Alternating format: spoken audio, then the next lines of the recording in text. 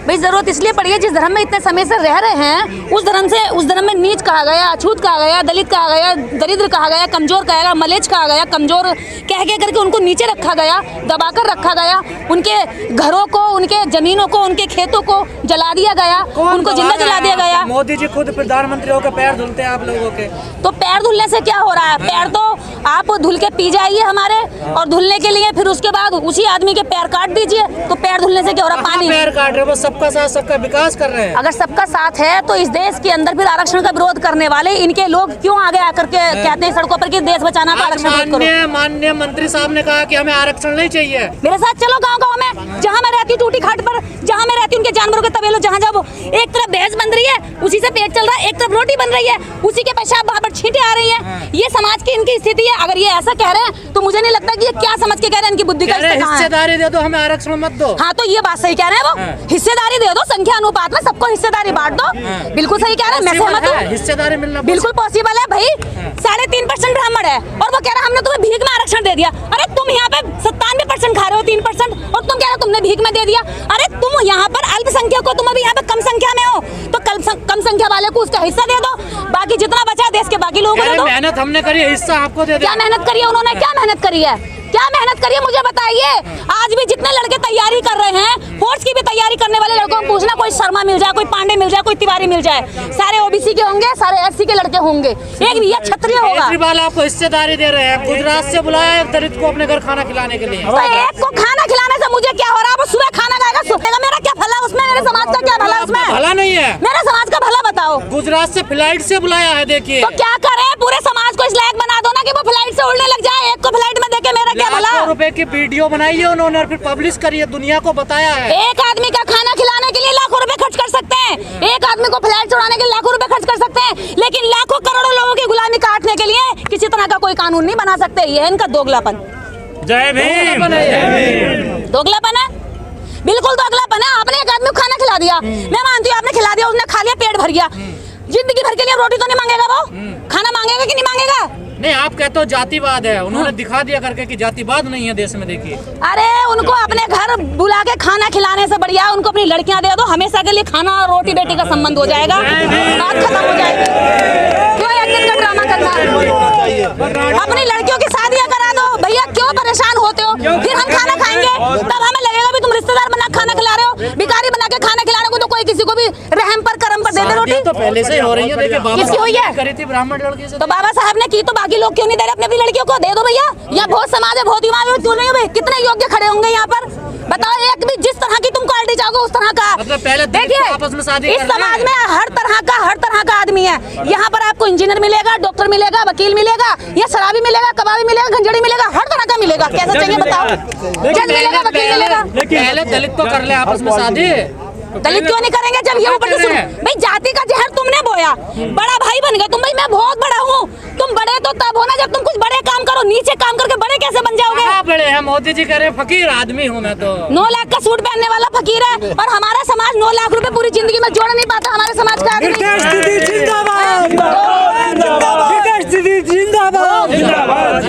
ढोंग और पाखंड करना एक अलग चीज होती भैया, और वास्तव में किसी को दिल से लगाना, उसका दर्द समझना, उसके साथ खड़े होना। दिल से लगाओगे? मोदी जी कह रहे हैं मेरे दलित भाइयों को मत मारो, मुझे मार लो। तो भैया क्या चाहिए तुम्हें? अगर वो कह रहे हैं कि दलितों को मत मारो, उनको मत सताओ, वो अपील कर रहे हैं अपराधियों से कि उनको मत मारो। मैं तो ये कह रही हूँ अपराध कर्म खत्म करने की बात करेंगे प्रधानमंत्री, या ये कहेंगे इसका ट्रांसफर अपराध इधर को कर दो, इधर का इधर को कर दो। बात तो भाई अपराध तो रहा, अपराधियों को प्रोत्साहन कर रहे हैं, दिखा रहे हैं कि रामराज का मॉडल यही होगा, तुम यहाँ जाओगे तो तुम मारे जाओगे। मैं तो अपने समाज से हाथ जोड़कर कहती हूँ, अपने बच्चों को पढ़ा लो, अपने अधिकारों को जान लो, इनकी लड़ाई लड़ लो। इनके मंदिरों में, इनकी देवियों में, इनके देवताओं में कुछ नहीं रखा।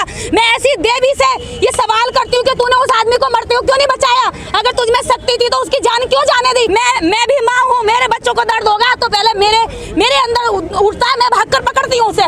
इस माँ के अंदर क्यों नहीं होती कोई भी हलचल जब ये मारे जाते हैं? दलित दुर्गा पूजा ना करे, करना क्या है इसका? करके पूजा करो, सावित्रीबाई फूले की पूजा करो, फातिमा शेख की पूजा करनी है तो करो, जीजाबाई की पूजा करनी है, झलकारी बाई की करो, उदा देवी पासी की करो। आप उनकी भावना याद कर रही फिर से ऐसा बोल करके। भावना आहत वाले भी इसी देश में जन्म लिए हैं। जो झूठ बोलते हैं। जब ये दुर्गा के मंदिर में एक आदमी को मारा गया, इनकी भावना कहाँ मर गई?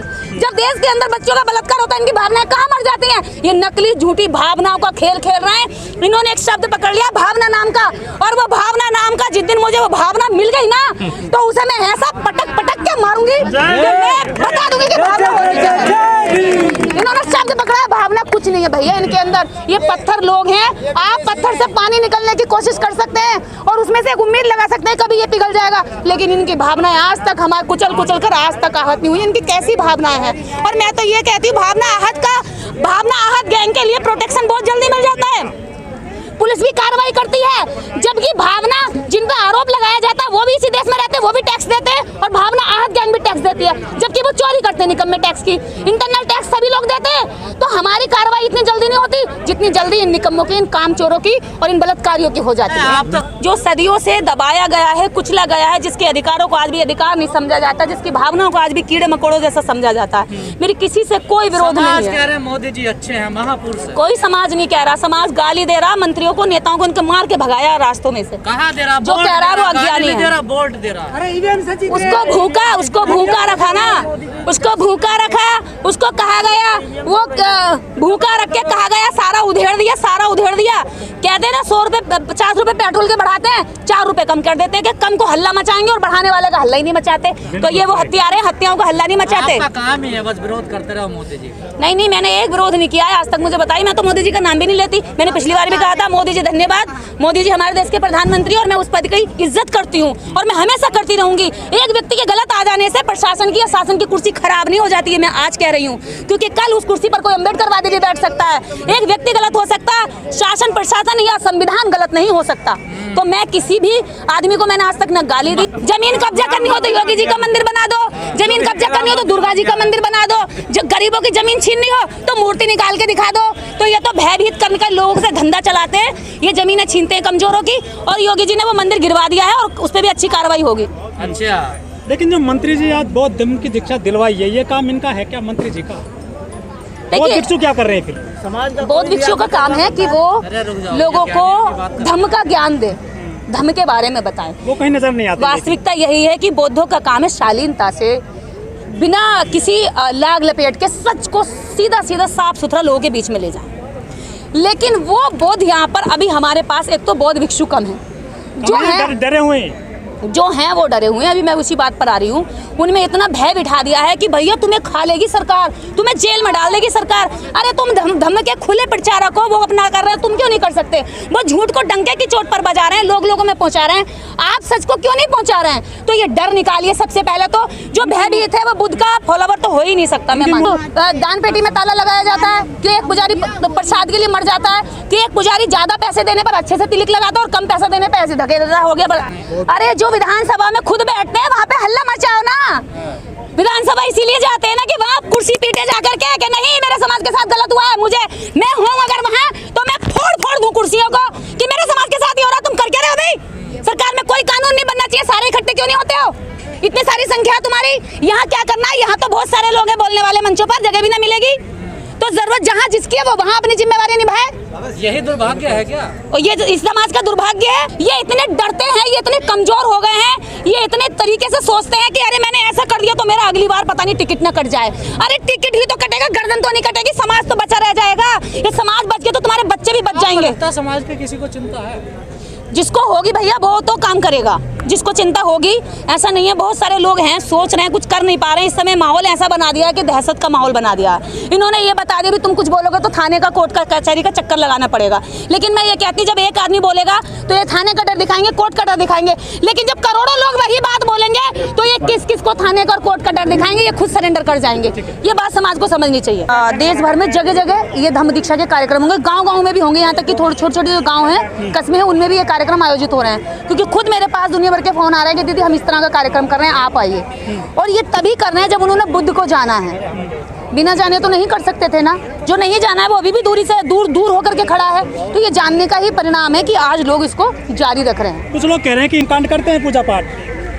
अगर जो लोग ऐसा यहाँ से करके वहाँ जा रहे हैं तो अभी पूरी तरीके से वो समझे नहीं है, हो सकता है अगले साल समझ जाए। तो ये समझने की प्रक्रिया धीरे धीरे समझते हैं और मुझे ऐसा लगता है कि जितने लोग यहाँ आए हैं और जिन्होंने ध्यान से सुना होगा वो दोबारा कार्यक्रम में तो जाएगा नहीं।